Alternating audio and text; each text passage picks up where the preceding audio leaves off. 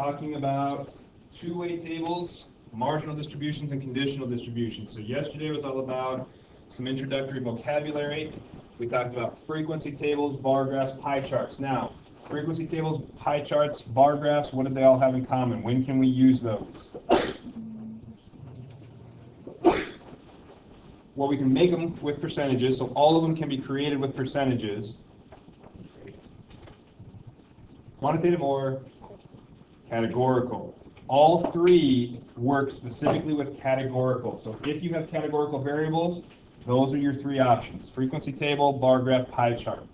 If you have quantitative data, you're going to need to use different displays, which we're going to discuss on Monday. All right? So what we're going to talk about today kind of goes with yesterday's idea. The two-way tables, marginal distribution, conditional distributions, they're going to focus or be very similar to the frequency tables that we dealt with yesterday. So let's talk about two-way tables. Two-way tables, which are also known as contingency tables. So you can use either term. My old book called it a contingency table. That's why you'll see me use that throughout sometimes. This book calls it a two-way table more often, so they're pretty much the same thing. You can use them interchangeably. But the nice thing about two-way tables is they allow us to look at two variables for a set of individuals at one time. So yesterday when we talked about frequency tables, we were able to take a group of individuals, put them into their different categories, and count up how many individuals fell into each category. Well, we were only looking at one variable then. So one variable for my group, here's the variable I'm interested in, here's how the distribution of that variable looks. With a two-way table, we can actually look at two different variables for the same set of individuals, and we can look at it at the same time. So we can investigate the counts or percentages or whatever we're dealing with at the same time for each group. All right? So basically what it does, it shows how individuals are distributed amongst each variable. So here's variable 1, how does that distribution look? Here's variable 2, how does that distribution look? And then what does it look like all together? That's basically what you're going to be seeing. So here's what a two-way table actually looks like. Have you guys seen things like this before? Maybe a little bit. So what we're looking at, yesterday, we kind of investigated the distribution of class for people on the Titanic. So whether they were in first class, second class, third class, or crew. Well, what we can also do here, not only can we look at class, so here's our distribution here. These were the numbers from yesterday, 325 first class, 285 second, and so on. We can also look at the survival of people on the Titanic. And we can look at those two things at the same time. There were first-class survivors and first-class passengers who didn't survive. Third-class passengers who survived, third-class passengers who did not. And we can look at that all at once. So this is what a two-way table is going to allow us to do. Two separate variables for one set of individuals. How do they look together? All right? So, some things to note here in these two-way tables. The margins are going to be important to us. They give the individual distributions for our two variables in question. We call those marginal distributions. That is a term you definitely want to make sure you understand or know. We call them marginal distributions because they occur in the margins of the table. So the column totals and the row totals will allow us to look at the marginal distribution for either variable alone, on its own. So yesterday we investigated the class. That was the variable we looked at on its own. So the marginal distribution for class are the totals along the bottom here. 325 first class, 285 second class, and so on. If we were interested in the marginal distribution of survival, so if all we wanted to know was how many people survived versus how many people didn't, we'd be looking at our row totals. This would be considered the marginal distribution of survival. The two categories, survived or did not survive, and how many people fell into each group. So 711 survived, 1,490 did not. So when it asks for a marginal distribution in a problem, they're just asking for the row or column total. So you just have to pay attention. Which variable are they interested in, and what are the totals for that particular variable? Is everyone okay with that? And again, make sure with distribution, we're talking about every category and how often that category gets taken. So we want the totals for all of the different categories in question. All right, so a little practice here. Here's one from your book. So this one comes from this section here in your book. It says, a survey of randomly selected adults asked, what do you think the chances are you will have much more than a middle-class income at age 30? So the table below shows the responses that they received. Now, for this two-way table, there are two different variables in question. So the first thing you have to be able to identify, what are the two variables we're actually looking at?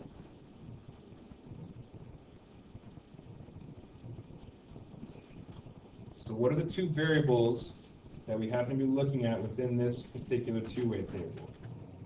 Male, female. Okay, so male and female, which would be Gender. gender. So that's one variable. So here's one variable, gender. We're looking at whether they were male or female. The other variable, we could say, would be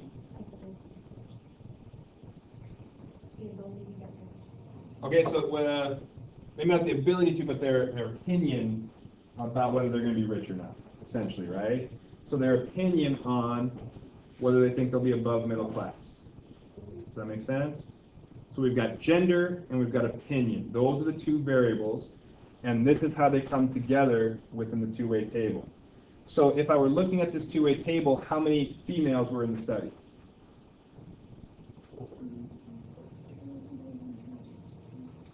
2,367. So females, the total would be 2,367. How many males? 2,459. Okay. As far as opinion goes, if we were looking at that marginal distribution, how many said almost no chance that they'd be above middle class? 194, and so on. So as far as marginal distributions are concerned, we're looking at the row totals or column totals depending on what they ask us.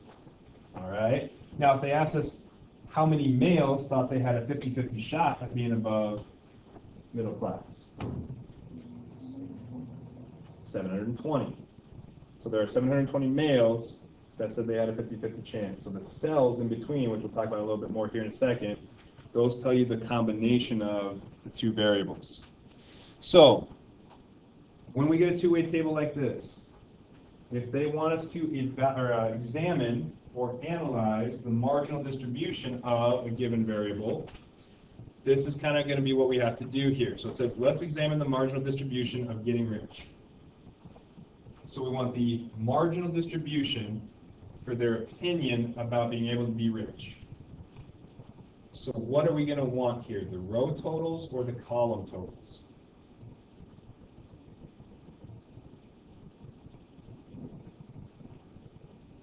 Okay, so we got rows. So in a two-way table, the rows go horizontal, columns go up and down. So which one are we interested in if we're talking about opinion? The rows.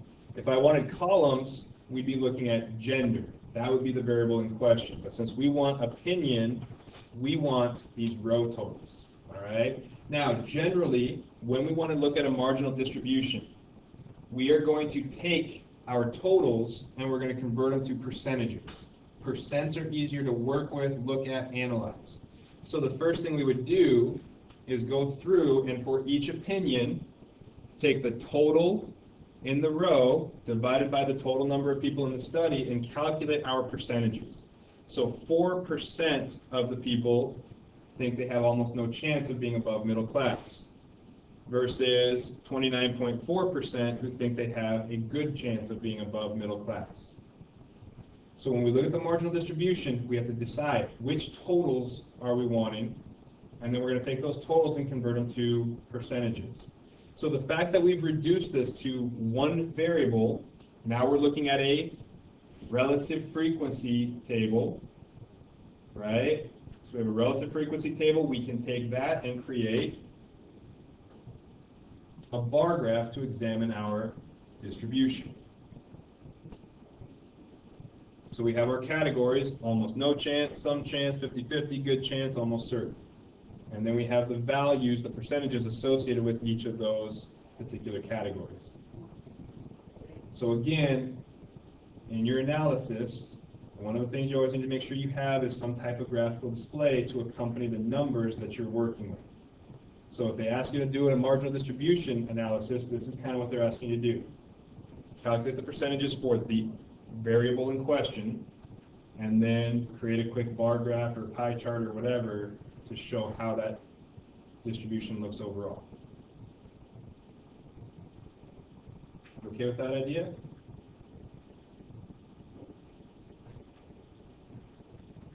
All right. We talked a little bit about this on the last couple slides here, but the cells. So a lot of times when they give you a two-way table, this one happens to give you everything. It gives you the specific cells, those are the pieces here in this light blue, and it gave you the row and column totals. Now what you'll notice is a lot of times when you get a two-way table, they're not going to have the totals for you. They're only going to give you the individual cells, how many second-class passengers survived, how many third-class passengers didn't, things like that. So you would have to calculate those row and column totals first before you could do anything with marginal distributions or things like that. Okay, so just be aware of that when you're going through these types of problems. So the cells, each individual value within the two-way table, these totals are not considered part of the table. They're the margins, they're on the outside. The table itself are the individual cells inside. So if we looked at the value for 673, that tells us that 673 crew members died on the Titanic. Does that make sense? So the cells are going to tell you the combination of the two variables together. Now what that leads us to, because most of the time when we're talking two-way tables, there's kind of two things we're interested in. The marginal distributions, how does each distribution look on its own? And then we talk about percentages, and then we'll get to what we call conditional distributions. So a lot of what they're going to ask you to do with two-way tables is calculate percentages. What percent of first-class passengers survived? What percent of passengers were second-class passengers? Things like that. Now, when you answer these questions, they seem simple on the surface, but you really have to think through exactly what they're asking you in the question.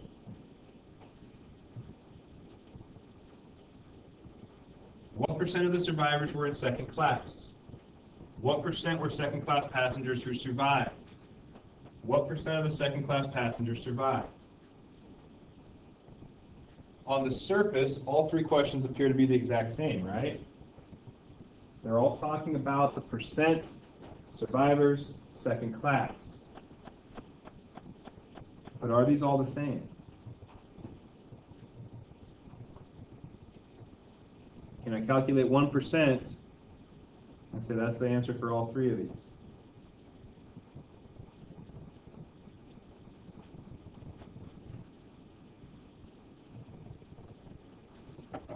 So here's the key.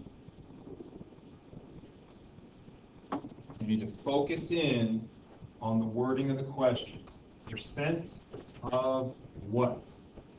That's going to tell you where your total comes from. What total are we talking about when we're talking about our percentage?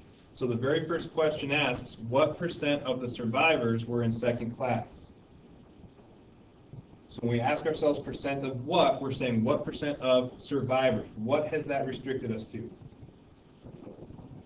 That's 711 who have survived. So for that first question, the fact that we're asking what percent of survivors, we've restricted ourselves to only people who survived the Titanic. So we have 711 total survivors. We want to know what percent were in second class. So we would need to do what? Yeah, take the 118 divided by the 711. So that gives us our decimal answer, multiply by 100, get our percent.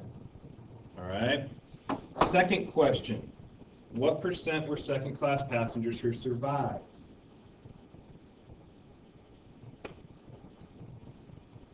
So in this case, what population or what group of individuals are we concerned with for our percentage? What's the total we would want to be working with here?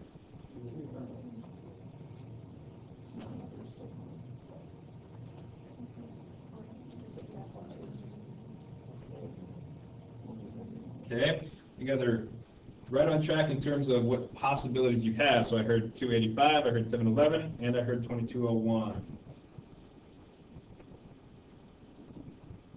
So real careful with the question. What percent were second-class passengers who survived? So it's tricky on this one because they don't truly give you an of what in this particular problem. Okay, this time, when they say what percent were people who have these two qualifications, they're asking out of all the people on the Titanic. So this time, we're talking 2201 as our total of the passengers were second class and survived. So in this case, we have the 118 out of the 2201. All right, last one. What percent of the second-class passengers survived? So what have we restricted ourselves to here? The 285. So now we're saying what percent of second-class passengers. So now we're only focusing on our second-class passengers. What percent survived? So now we have our 118 out of 285. So on these questions, like I said, initially they look very easy, but you have to make sure you pay close attention to what percentage they're actually looking for in the problem. Is everyone okay with that? All right.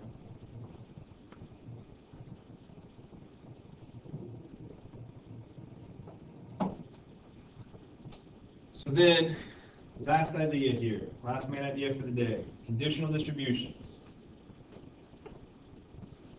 Conditional distributions are going to be huge for us later on, especially when we get to ideas with probability and things like that. This idea of conditional is going to be a very important aspect of what we deal with later on. So a conditional distribution shows the distribution for one of the variables. That's the first main thing. A conditional distribution only looks at one of the variables. But the people or individuals we investigate have to satisfy a condition of the other variable.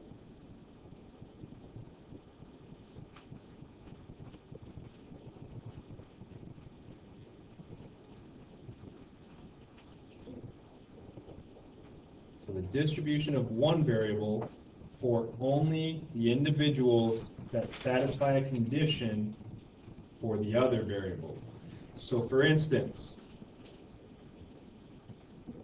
the conditional distribution of class on the condition that the people survive. So the only variable we are interested in is class. What does that distribution look like? But we only want to focus on the passengers who survived right now. So the conditional distribution, what does the distribution of class look like on the condition that the people survived? So we have one variable to look at, but we need to account for that category, that condition, on the other variable. So 203 out of the 711 first-class survivors were first class. So 28.6%. 16.6% of survivors were second class. 25% of survivors were third class, and so on.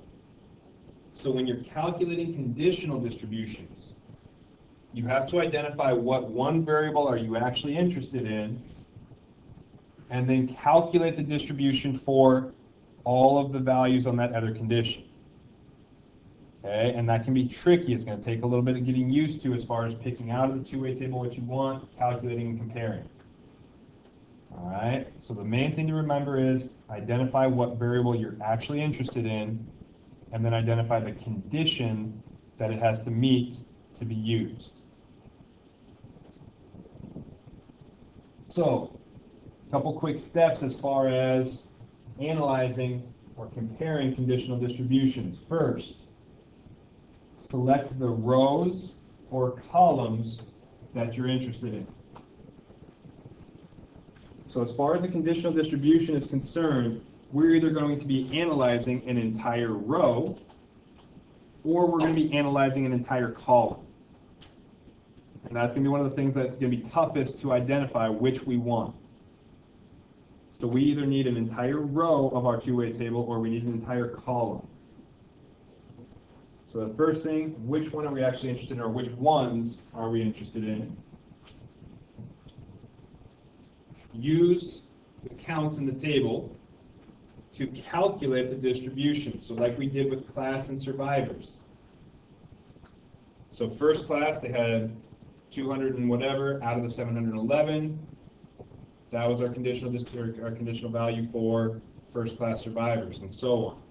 So calculate the conditional distribution in percents for the entire row or for the entire column.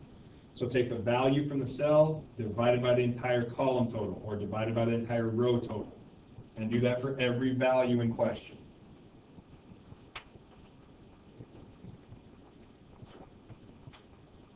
And then to better compare distributions, so if we're calculating multiple conditional distributions and determining whether there's some type of association, we need to create some type of display. So we're going to make a graph to show what those conditional distributions look like. Now you have two different options for this. You can make what's called a side-by-side bar graph, or you can make what's called a segmented bar graph.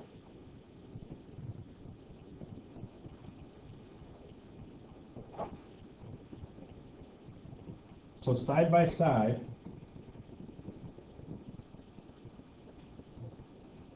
okay, what you'd be looking at, so on your conditional distribution, you're going to have a set of categories. So for our class, we had first class, second class, third class, crew. So first class, second class, third class, crew. So if I wanted the conditional distributions of class conditioned on having survived or not, I would calculate the percentages for survivors, and then I'd calculate percentages for the people who did not survive. So then what I would do is a side-by-side bar graph. For first class, I would put the percentage of survivors directly next to the percentage of people who didn't. For second class, I would put the percentage of survivors directly next to the percentage who didn't survive. And so on. Next category, both percentages directly next to each other, and so on. So a side-by-side bar graph, you're basically taking two bar graphs, and for each category, you're just putting the two bars next to each other for comparison. What percent survived versus didn't? What percent survived versus didn't in this case? Does that make sense? Okay. A segmented bar graph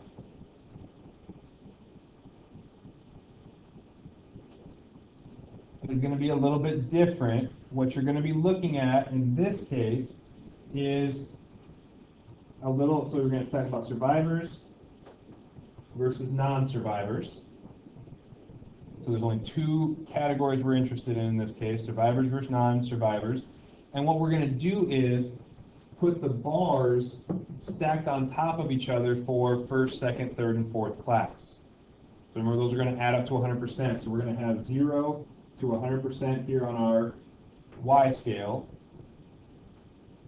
So first class survivors was like 28%.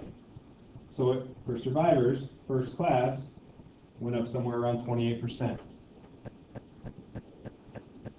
second class was somewhere in the 20s as well. So on top of the 28 we already have, second class goes on top of that as 20-something. Third class is going to go on top. So all we're doing is adding the percentages as we go so we get to that 100% at the end. So third class passengers who survived go on top of that, and then crew members on top of that. And then we do the same thing for non-survivors. How many first class non-survivors were there versus second class versus third class versus crew? Okay, so these are kind of your two options. We're going to see an example of the segmented bar graph on the next slide, but these are your two options. Okay, so here it's just what are the classes, and then how many survived versus not survived next to each other. Here we're looking at survivors versus non-survivors, and then we're going to put the classes into the actual segments of the bar. So the bar has to equal up to 100%. We're just going to fill in the percentages for each class then. And so at that point, to figure out where you stop, here we went up to 28%. If my next class was 26%, I would stop at 54%. And then if my next one was 20%, I'd stop at 74%. And then my last one would have to be 26 to fill in that extra 100%. Everyone okay with that idea? A little bit? And this is going to take some getting used to, so we okay for the most part right now? All right. And on a test or quiz, if it says compare the conditional distributions, I don't care which of these two options you choose. The side by side or the segmented bar graph, whichever one makes more sense to you, is going to be fine with me. So back to our male, female, or gender and opinion on being rich. If we want to calculate the conditional distribution of the opinion among males,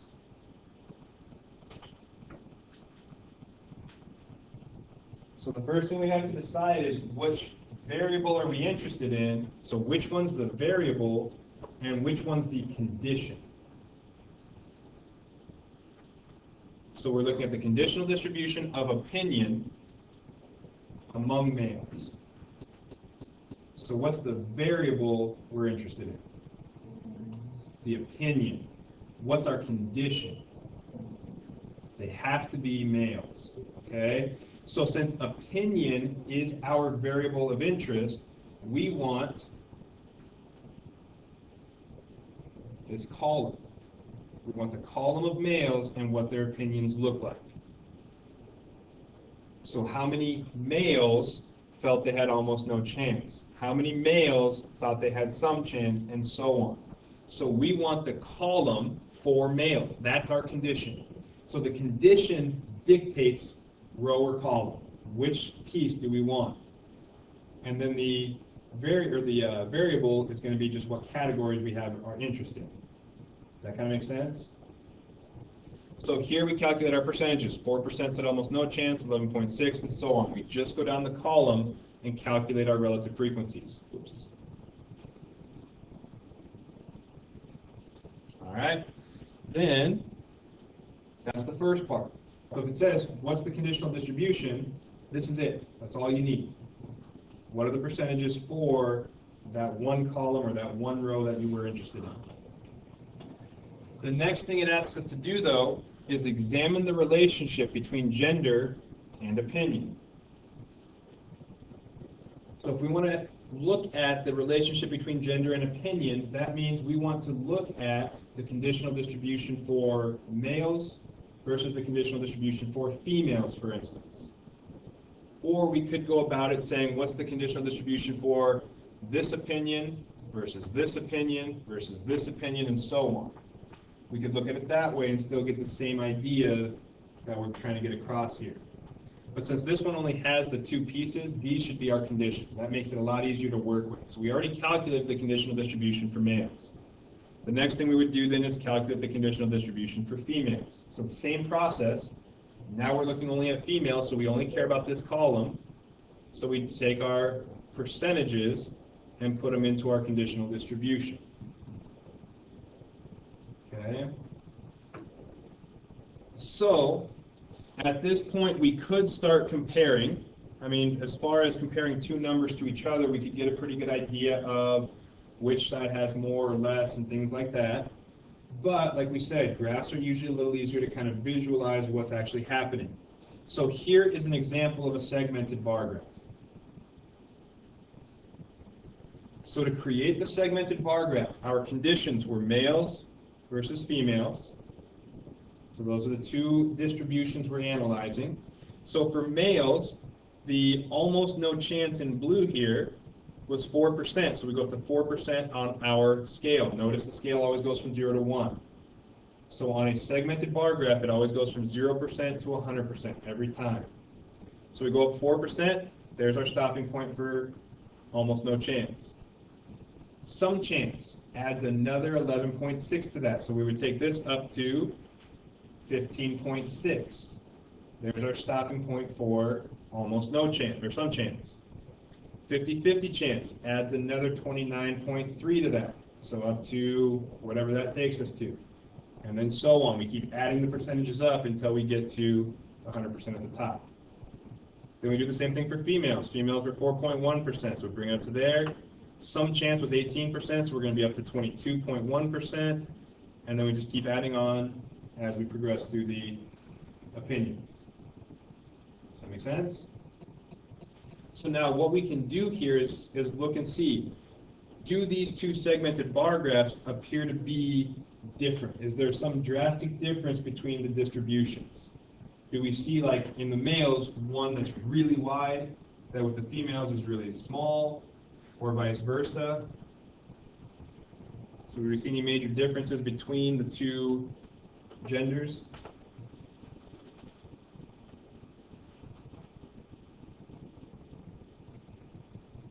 Maybe a little bit. What's one kind of big difference? Yeah, the sum chance is a little bit different. I mean, if we look at the green here versus the green here, the females have quite kind of a wider range there, right? Whereas the men have a wider range maybe on the good chance versus the females. Maybe a little bit wider there, or maybe a little bit wider on the, it looks like they're about the same for that. But the almost certains are a little bit different as well. So you can kind of go piece by piece, which pieces might be a little bit different from the other. Now, in most cases, we're looking for like really big differences. Do we see anything that's like really wide for one group that's not very wide at all for the other group, and so on? So in this case, as far as differences, yeah, there's some little here and there, but they're not really that different overall. Does that kind of make sense? So what this leads us to, the whole point of comparing these conditional distributions is to determine if there's an association between two variables. So an association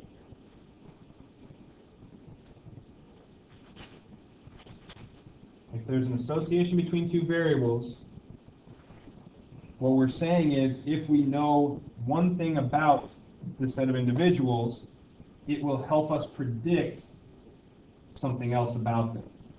If we know we're dealing with males, we can predict that they're more likely to do this. Or if they're female, they're more likely to do this or have this opinion. That's what an association means. Knowing something about the individual will help you predict something else about it.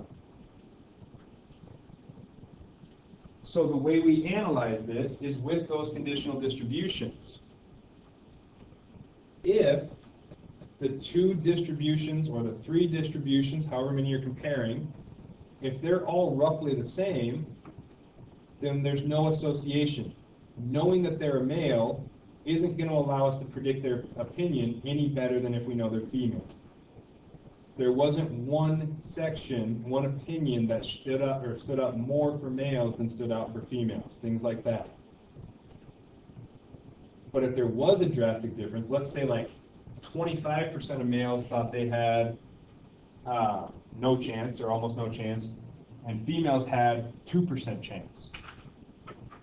Well, knowing whether we have a male or female there would allow us to have a better idea. If they're a male, they're much more likely to think they have no chance, as opposed to females who think they very little thought that there was going to be no chance. Things of that nature. So when we look at these comparing distributions, anytime they ask, is there an association, that's what they're asking you to do. Look at the conditional distributions and compare. Are they about the same, or is there some drastic difference somewhere within them? Okay there?